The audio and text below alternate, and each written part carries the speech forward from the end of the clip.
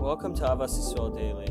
We're on chapter 5, Love Your Fellow Jew, Love Hashem. The Beis HaLevi explains that the words Ani Hashem in the Pasuk mean I Hashem created love and call this person my child. Therefore, if Hashem loves him, we must love him too. Additionally, if one loves Hashem's creation, it is as if he loves Hashem himself. Shlomo HaMelech teaches, do not forsake your friend, the friend of your father. Rashi explains that this is your friend is referring to Hashem, and the friend of your father is referring to Hashem's relationship with our forefathers.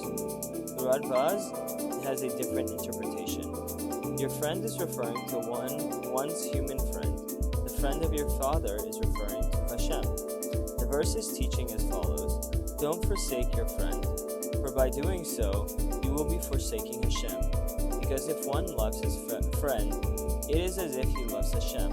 For man is created in the image of Hashem. Based on this, the Radbaz adds a fascinating interpretation of the verse. You shall love your fellow as yourself. Simply speaking means as yourself. The Radbaz explains the word differently. Love your friend, for he is just as yourself. He is created in the image of Hashem just as you are. Therefore, we are all share one soul. The Alter of Kelm shares a similar understanding of this concept, though he adds an entirely new dimension. In a letter on his son, he writes, imagine if somebody would constantly praise your father in very glowing terms. Undoubtedly, you would love this person immensely.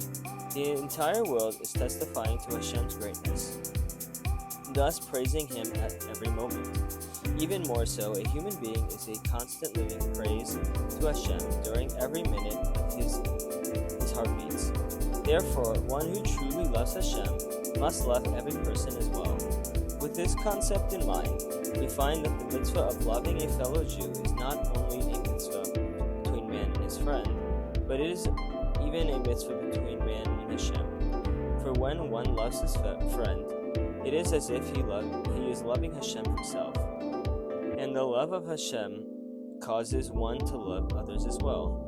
Thus, these two mitzvahs reinforce one another. In fact, Ahavas Yisrael writes, and we should love those who love him, in order to draw close to him. It would seem from these words that the entire purpose of the mitzvah of loving another is to become closer to Hashem. Thank you.